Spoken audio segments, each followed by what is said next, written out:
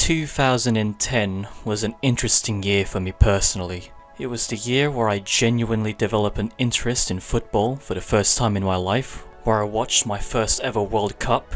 This was the first time I've ever watched England at a big tournament, at first seemingly amazed at how good they were, and then how utterly dogshite they were, all within the first match. A desperate mistake by Robert Green!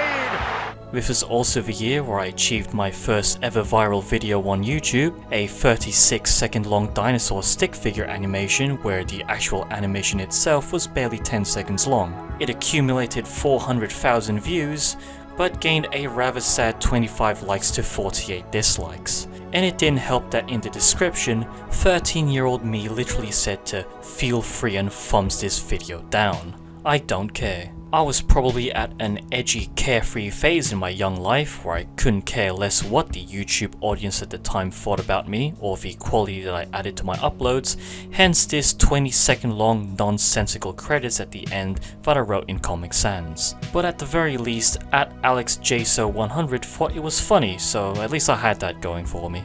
However, 2010 was a memorable time for another important reason: the Nintendo Wii. The very first home console that I own, to which I had to pester my parents to buy for me on my birthday. But unlike most people who bought this motion controlled wonder for games like Mario Kart or Wii Sports, I wanted the Wii for one specific reason. Going back further, every time I went out with my parents, I distinctly remember getting bored out of my mind and decided to go to whatever game store was nearby. In this case, the creatively named game, despite not having any money to buy anything. As a kid, it was still fun to look around the place and rummage at the covers in the hopes that one day I might be able to buy one of them. And in this case, it was the PSP cover, or what seems to look like a T-Rex dragon looking thing on a snowy background while a guy with a massive sword tries to evade its onslaught. And then it was a massive dragon puma looking thing with red glowing eyes upon a group of 4 warriors, all with massive looking swords and bows. And finally, it was a giant blue alligator coming out of a shore with a warrior looking on in the fore background holding a massive bone blade. And at that point, it was game over for 13-year-old me. Gone is the love for Spinosaurus getting his shit kicked in on a shitty pivot stick figure animation, and in comes the interest for this new obsession. A new hyperfixation to go on 2010 YouTube and watch endless CGI AMVs with metal music in the background.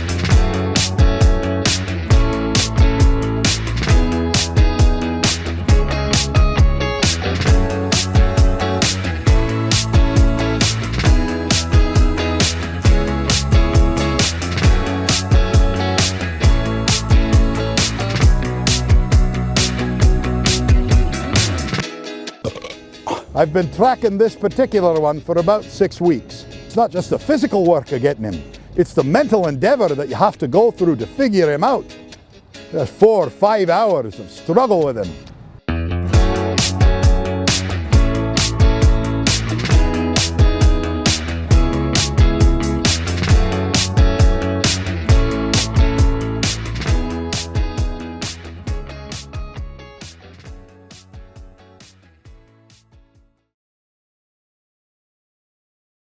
It's like you're sawing away at him, eh? Now that's me hunting this guy right there. Just a day or two ago. It's not real teeth, it's like hard fingernails. Right, sure. That's how his outside is. Nice. It's hard. And that's my grandpa. In hindsight, Monster Hunter Tri for the Wii was not a great Monster Hunter game. The previous mainline title for it, Freedom Unite, had almost 3 times the content that Tri had, despite being on a more superior hardware compared to Freedom Unite. Tri seemingly had less than half of the monsters that you can hunt, half of the weapon classes, and generally had less things to do once you've hunted the final boss of the game. Additionally, the inclusion of motion controls was less to be desired. The general consensus back then was that using Wii's Pro Controller was generally preferred than swinging around the Wiimote to attack. And it takes a special kind of person to strap themselves with that thing and pretend like they're actually swinging a hammer around. I was that special kind of person and I thought it made me look like a badass. But for all its faults in the lack of content, it had plenty going for it with the things that it did had. This was the game where the switch axe showed up, and though awkward to use at first, it grew and evolved into its own with every mainline release. And then there was the addition of swimming. A topic for discussion where every single Monster Hunter content creator and their grandmother has made a video on. Though it remains nonetheless as one of the most memorable features that the series has had it in the past. And if I could throw my own thoughts into this beaten down horse, of course it was awkward at first, but once you put in a few hours into fighting monsters in this environment, it was pretty fun, and it was no different to hunting things on land, because all you had to do was have a presence of awareness as to where you are and where the monster was to get some damage in. It really isn't that deep when you put your mind into it, as some groundbreaking fan-base defining mechanic that most people would have you believe. The only point I would add as a negative for this mechanic is that half the weapons that could have been available to you was snubbed from existence because it took too much development time to animate all the swimming animations. But you couldn't talk further about Tri without talking about the thing that's on the front cover of the game itself. It didn't just serve as the flagship for the mainline game like all the others before in previous games, but it also serves as the embodiment for the aforementioned swimming mechanic and pretty much the essence of the game as a whole. Lagiacrus was Monster Hunter Tri. Ironically, during the Hunter's Choice for Top Monster during this series' 20th anniversary, Lagiacrus was placed 3rd, the same number as the generation that it got introduced. Looking deep into encountering the Lagiacrus for the first time, there's really nothing really groundbreaking or noteworthy to point out. It's tied to the bare bones story of the game itself. You encounter it while on a gathering quest, you repel it on your first quest against the thing, and finally you finish it off for real in the next.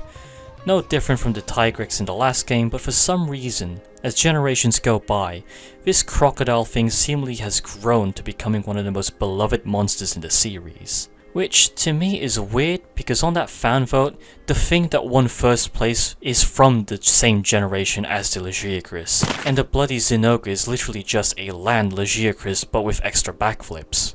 I just find it fascinating that during the time period where World was released to the reveal of the Lagiacrus coming back in the second title update, the desire for this thing to come back from the fanbase was something that no other monster had the privilege of having. I mean, I can name a few, but this guy was at the forefront of it.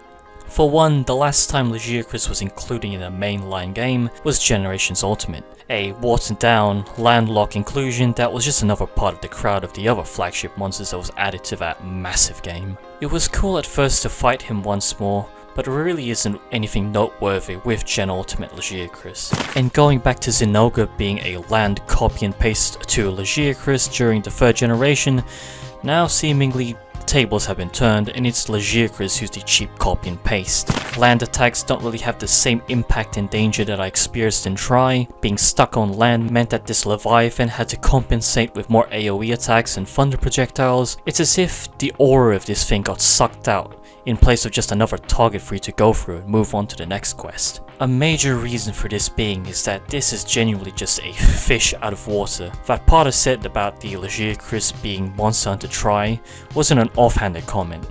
This thing made the swimming mechanic work by making it both fun and exciting. Taking Lagiacrus' underwater aspect away from it was like taking half of his move pool away, and in turn we were left with, we have a Zenogre at home.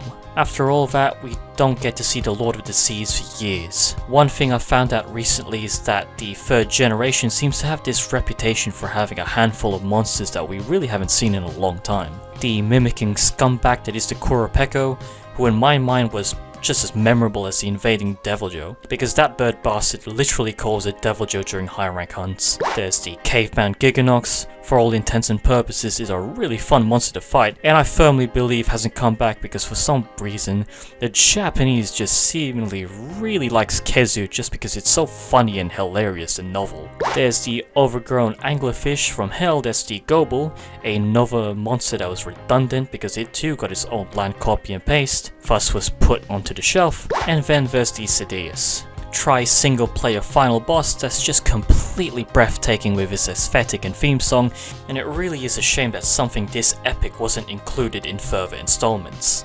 The 3rd generation of Monster Hunter was an era where some additions were put to the wayside and forgotten, and seemingly the Lagiacrus felt like the monsters I've just listed. Seemingly just something to be included in Generations Ultimate in principle because it was in the front cover. And after that, in a video of a prototype version for Monster Hunter World from 7 years ago, and that's pretty much it for this thing.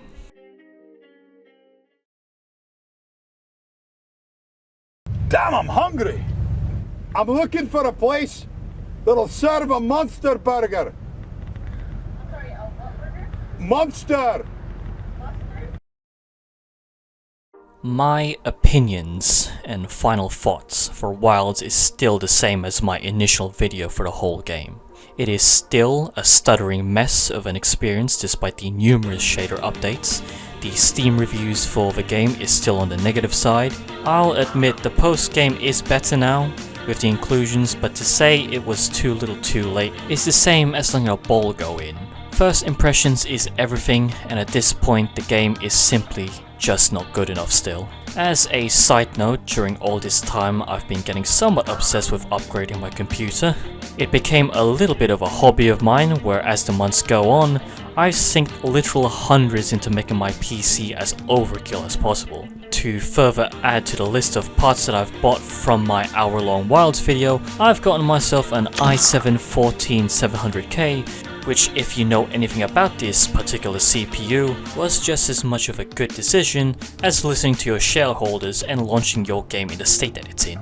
With this CPU allegedly cooking itself if your motherboard isn't up to date with its BIOS, so hopefully I'm not boiling my computer alive if I dare to play this game in 1440p. Also, I've bought myself an AIO to cool down my 200 quid purchase, and lastly, when I bought this 4060 I was shocked as to why people absolutely hated this card, given how it struggled throughout the time I've been playing Wilds with its pitiful 3 gigs of VRAM, so I've got myself an RX 9070 from a decent deal at £600. So all in all, this entire period has been a disaster for me personally and financially, kinda like the Steam reviews for this game. Now, my initial reaction for Lagiacrus of all monsters to come back and being included in a game as mix of a bag as Wilds was weird. On one hand, this was something that the community at large has sincerely wanted, and not in a I just want as much monsters to be added as possible or this is my favorite monster so I wish they bring him back, but more of a if that backflipping mutt keeps coming back, then why couldn't the OG come back? The fan base really had a genuine honest love for this thing. There's countless videos out there of people that are way more talented and insightful than I am that really hacks into why the Lagiacrus is such a cherished monster. And I don't want to keep hounding into the swimming mechanic, but like Try, Lagiacrus is practically synonymous with that feature. And given that over the past few years the community has been fairly fixated with that mechanic and wondered if it'll ever come back, it in turn led back to the Lagiacrus. Almost an enigma of a monster that if it did return, would they bring back the underwater aspect of its fight? Then there's the other side. If this thing does come back, how would it do without going into the water? Would it be just another face in the crowd with all aspects of what made it so miserable being completely watered down? How will his inclusion affect the game as a whole? Now obviously adding in monsters won't just miraculously improve this mess of a game, but at the very least it's better late than never to improve a game by adding in more content. So let's go ahead and find out. Except not quite yet, because like the Mizitsune, there has to be some prerequisites before we get our feet wet.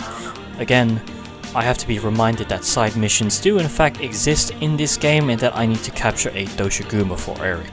Which, to be frank, we haven't really seen a lot of since the main story for the game, so I guess this is a way for the game to incorporate its side characters into the post-game. Not too annoying or intrusive in that they're not the main focus to the mission, but you still get to see some insight into the character and how you feel about them. Though by no means does this weirdo scream third generation nostalgia or anything related to the Lagiacrus, he just does his job by telling us what's been going on to the forest and that we need to go outside and investigate. So far other people from the different settlements are also affected by this strange phenomena, which to be frank this whole region seems to be a victim to random phenomena on a regular bloody basis, which is weird considering how it all happened since the monster hunters showed up to this region. It's just strange how all this works.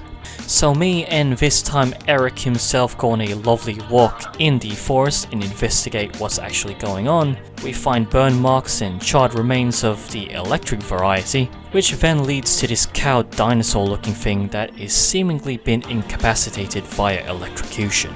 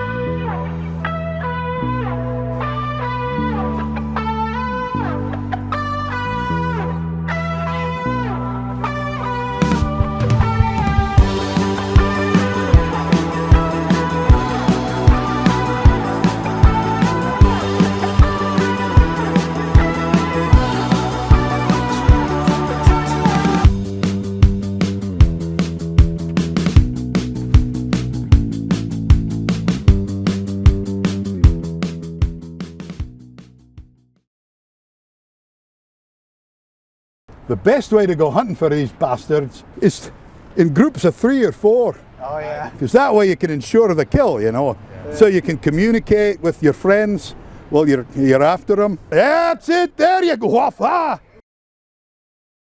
And so begins the hunt that seemingly has been years in the making. A fight in which the whole community has waited since 2018, but here we finally are. A hunt with the Lagiacrus. I don't want to get too pedantic when it comes to monster intro cutscenes, but I will say this, that cutscene is just perfect to be quite honest. Interesting to note is that if you compare that cutscene with the introduction to Try, the graphical leaps that this series has achieved is just phenomenal. Where the intro for Wilds just looks better, performances be damned. There really isn't anything else to say. If you're gonna bring back a flagship that hasn't seen the light of day for years, you might as well put out the nostalgia bait as early as possible by referencing Try in record time. Speaking of nostalgia, whilst I was away in finding old trailers and commercials for Try, I've managed to stumble about the types of videos that I've been hyper fixated ever since I got into the series. If you search onto YouTube and type in Monster Hunter Try with before and then colon and then 2011, you will be transported to an era of 480p edgelord inspired AMVs and montages. For 13-year-old me, this was the pinnacle of internet media. Copyrighted metal music at a bitrate of 96, mashed up video quality with as much visible pixels as there are positive reviews for Wilds, and some of the best gameplay you could find that's arguably more entertaining than any speedrun. Take for example this incredible hammer montage by the Restless Worker, one for their elite timings and that questionable clan name. And there's this video by Pivot Furt 14, which is literally just a fucking slideshow of all the monsters from Try. It may not be much in 2025, but in 2010, there was genuine soul and effort in this video, I swear to god. This was the shit at the time, and I am thoroughly disappointed that the landscape for content for the series has moved on from this genre of cinematic masterpiece. Going back to present day, to give Laggy an easier time for his return, we can't even kill it yet. Eric kind of feels bad because of it, so we can only capture the Lagiacrus, so I guess Eric does have some bias for the third generation in him. Also, as a quick side note, I am not using that pronunciation, bro. The guild authorizes the capture of that Lagiacrus. Careful to avoid a Lagiacrus's electric touch. However the devs themselves pronounce the name Lagiacrus is not how I'm not gonna say that goddamn name. I've been saying Lagiacrus like this since 2010, and all that time is not gonna get erased just because the devs pronounced his name officially or not. Nevertheless, the first few moments of the actual fight of this thing is simply leaps and bounds better than in Gen Ultimate. His movements feel more precise, his attacks, though grounded, feel more smooth and natural. None of the flashiness in Gen Ultimate to compensate itself, so already we are heading into the right path. One thing to add is that it feels great to just mount this guy. Once again, this thing missed out on a whole generation where the mounting mechanic got revamped, so it feels great for the Lagiacrus to get up to speed with all the features that it missed out from World. And holy shit, this guy's head isn't flailing as bad as the old games. Back then in previous generations, especially in Try, whenever you downed Leviathans like the Lagiacrus and the Agnactor, you can barely get decent hits from their head because of how badly they just flail around. So that is already a huge plus. Additionally, his attacks do feel more precise and tighter. Could have sworn I got hit by those electric poles, but no, apparently not. Except for that thunder release though. Additionally, I'm guessing that this dude goes in and out of his powered up state regardless if he's angry or not. Also, I've been digging into this rising spiral into a mid-air focus attack. Well, I guarantee you the majority of the insect glaive mains must have figured this out months ago, and only now I've discovered it like it's some sort of elite attack combo. Additionally, even though I've spent hundreds on upgrading my computer, it kinda feels worth it with the way this game actually runs well while fighting one of the most anticipated monsters in a waterfall area. It really feels cathartic, no stutters, no frame drops, and with a really beautiful backdrop that Wilds is just not really known for. This is what this game has just been missing in my opinion. Anyways, this guy is now in rage mode, and already the Lagiacrus is just better than his cheap Gen Ultimate iteration. You can see my whole gripe with this dude in that game is just how much he became a great value Temu version of Zinogre, where all of his lightning shit just looks too overtly flashy and less intimidating than he was when he was in 3rd gen. It didn't feel like a legit threat, with his lightning attacks being more of a trivial obstacle that you had to dodge and dive away from. It felt redundant because the other flagship Thunder Element monster made it work far better in land. The way I see it is this: it's meant to be like going into a storm. Bolts of lightning is just happening all around you, and the flashiness and acrobatics of the Zinogre mirrors that. But with the Lagiacrus, it kinda feels like sailing into a raging sea. Thunder's turning the ocean into a world of hazards, and you're fighting to survive in an environment that you really shouldn't be in. Speaking of rage, when he's angry with that thunder state active on him, the dude actually amplifies his attacks with it, which does kinda make a lot of sense, and getting hit by a angry Laggy does punish you if you're not paying attention. Additionally, I do like the way that he connects his attack animations. They look really great, and the way that his body just naturally contorts around to deliver this offense is just really well crafted. Back in 2010, everybody knew that once Lagiacrus surfaces out of the water, it pretty much means free damage on a massive target that's out of its domain. However, in Wilds, the Lagiacrus has evolved, and all of these new additions to this guy's arsenal has made this fight really exciting to deal with.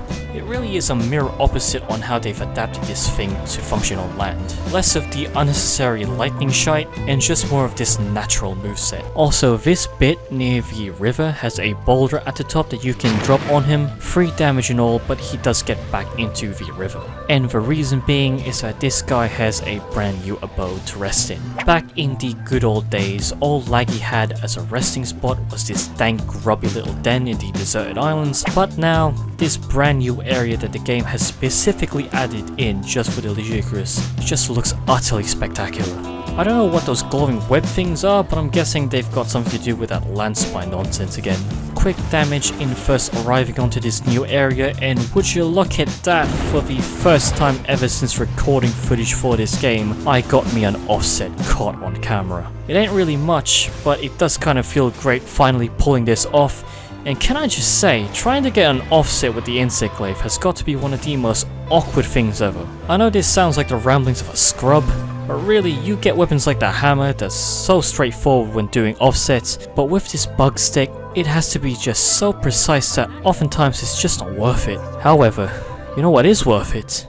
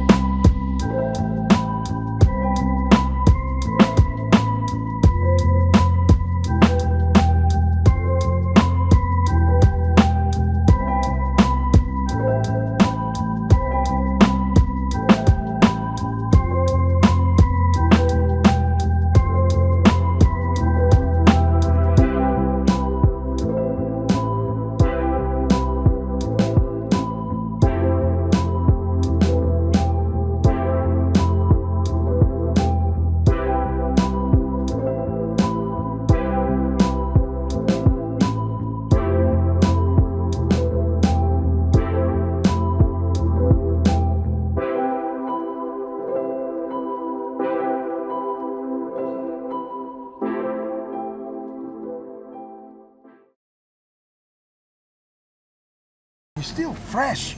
We could carve him up and prepare him, it'd be wonderful. I'll even cook him myself.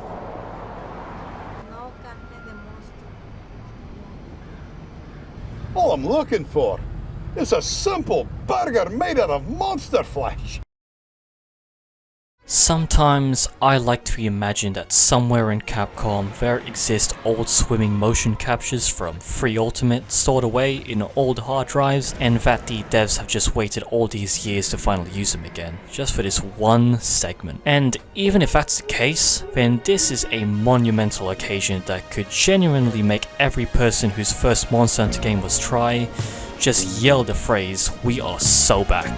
It ain't much, however. All of the mobility just consists of you diving up by pressing the right button and descending by using the right trigger. You cover a lot more space by evading than actually swimming, and the actual swimming itself isn't as dynamic as in Try. Plus in that game there was an oxygen meter because you obviously need air when you're in the water. I'm guessing all these 6th generation hunters are just built different. You do damage by tumbling rubble and Pill is on top of the Lagiacrus, launching shit at him with the various projectiles that's littered around the area, but the most damage you can do is by latching onto him clutch claw style, and either stabbing him or using the right button to use your weapon as if you're mounting him. In a nutshell, this underwater segment is just a mere appetizer compared to the original. However, I'd be lying to you if I didn't feel that sweet nostalgia just rush when this dude does his underwater attack animations. If I could add even more nostalgia into this video, imagine if this whole fight was made in the style of those 2010 AMV montages.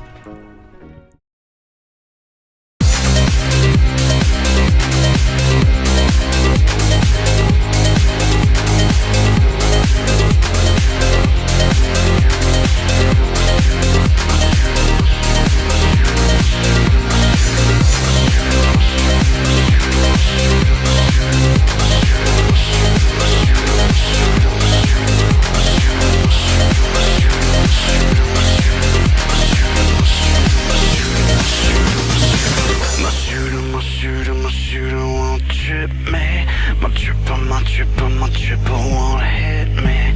My father can't feel the love. My shooter won't trip me. My tripper won't hit me. My father can't feel the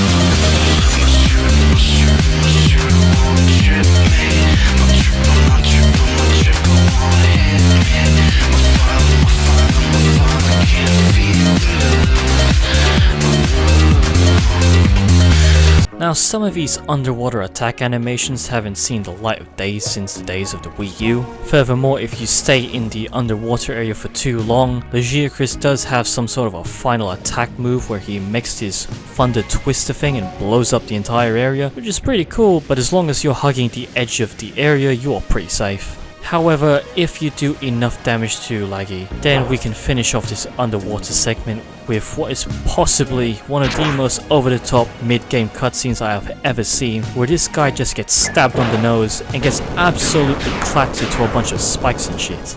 Thus, we are back on land. A little bit more damage to get him near the end of the fight, and it's time to put his ass to sleep. Now, going back to the point on if adding in new monsters to Wilds would right the wrongs that we had to deal with the opening days of the game, it's more of a subjective thing really. If you really love a monster, and if you really enjoyed a fight that the game has added, then it could genuinely be a solid point that Wilds has gotten better. In the case for the Lagiacrus, yes, he is by all possible metrics a great fight, and a perfectly crafted monster within the bounds of Wilds. He isn't too terribly hard or easy, and during the making of this video, the devs do think highly enough of Lagiacrus that they included him as a monster that you can hunt in even more difficult tempered missions along with the likes of Arkfeld and the Gormagala. With his inclusion, it does make the game be more deep in terms of hunts that are actually memorable in the vein of fights like the Jin the Hard and the Zoshia, and him being a part of the roster in this game does improve Wilds a little bit more in what he brings to the table, which is basically the water segment. All in all, Wilds remain an imperfect game, but damn, if the return of this guy didn't make me feel a little bit better after all the nonsense I had to go through. But of course, we can't end it right away because we gotta look at some of the gear that hasn't been updated since the Switch. Armor wise, it is just as lovely as it was in Tri, though the skills for it doesn't really push me into crafting it straight away. Basically it gives you more affinity and sometimes bigger thunder damage, so nothing entirely crazy. Additionally, all of his weapons return. Oh Jesus Christ, can you imagine if the World developers did fix his skeleton issues in World, and that Laggy did end up being added in the 5th generation? I can just imagine the dog shit slap-on designs that half of his weapons might have ended up looking, though thankfully, that's not the case for this game. Just every single one of these weapon designs gives me even more fits of nostalgia, especially that hammer that I've been using as my go-to thunder option back in the old games. But what's more important, however, is what is his insect glaive like? Because from what I can remember, Lagiacrus did not have an insect glaive in Gen Ultimate. So let's go ahead and see this newly included weapon type for the Lagiacrus.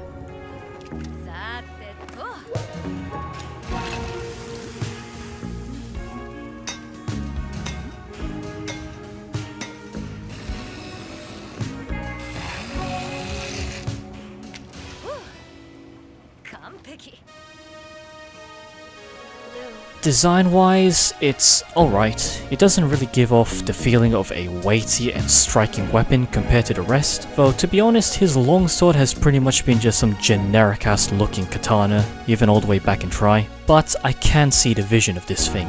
When you think of things like thunder and the ocean, you end up thinking of figures like Neptune, which then leads to the trident design, so I guess it's pretty appropriate. Plus the skill where the more thunder resistance you have on your set means you get more thunder damage with this insect glaive, that's a pretty neat bonus. Now, moving on to another Leviathan, the Arc-Tempered Ufduna is yet another inclusion to a hard as fuck challenge that you have to...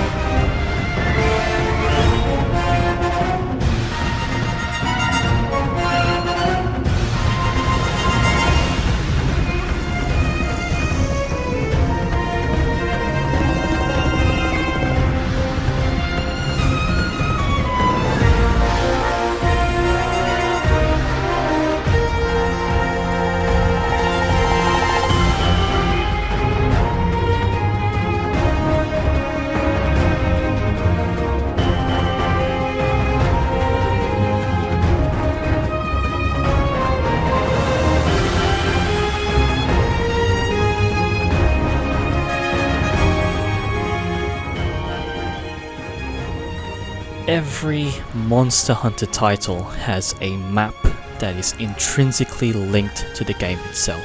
When you think of the first Monster Hunter game all the way on the PlayStation 2, you think of Forest and Hills. When you think of Monster Hunter DOS, you think of the jungle. 4 and 4 Ultimate, the ancestral steppe, so on and so forth. When it comes to Tri and 3 Ultimate, it is the deserted islands. In my personal opinion, the deserted islands isn't really that interesting as a map. It doesn't really have any features or areas that really stick out, a cliff here and a shore there. It's extremely mundane when it comes to Monster Hunter maps, but what it has going for it is its theme song. It is one of the most dynamic and exciting soundtracks in the series, and it complements any large monsters that you fight in this map.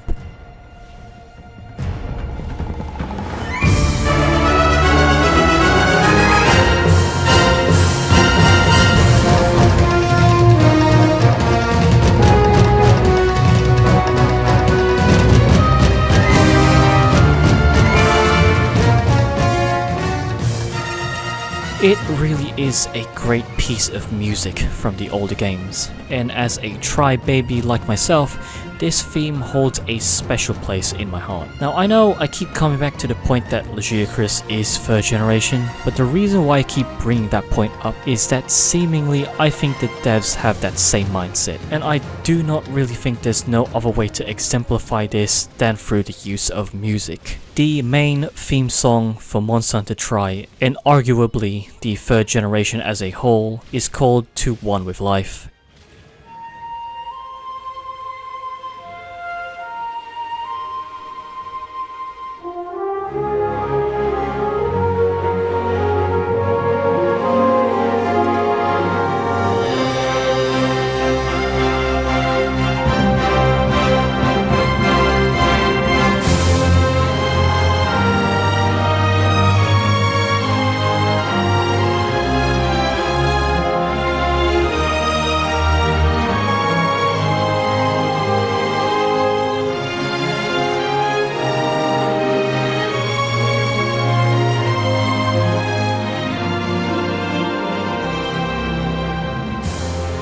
And during the hunt with the Lagiacrus, parts of that theme plays during the fight. They've done this kind of thing before with monsters like the Nagakuga in Iceborne, and as an aside, that theme song is pretty much one of my favorite theme songs in the whole series. So you could imagine the unbridled hype I felt when I heard this song for the first time. The updated version of the Deserted Islands sounded familiar but still new, but the transition to the Tri theme song is simply phenomenal. I'm telling you, nostalgia is one hell of a tool to get people invested into something, but Christ in heaven does it work in this situation. This blended in with the throwback introduction at the start of the fight, the underwater segment near the end, along with the improved fight itself with the Lagiacrus, it's just perfectly done.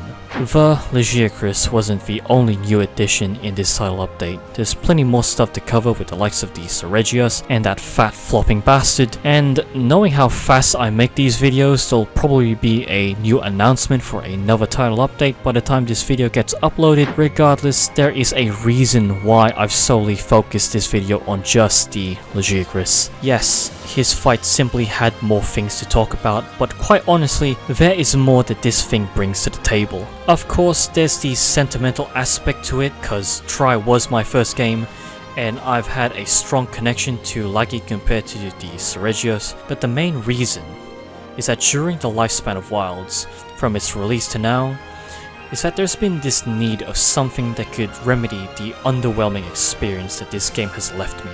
And I genuinely believe that if more additions like the Lagiacrus gets added to the game, then just maybe we might be left with a game that we were supposed to get in its release date. Remember, better late than ever.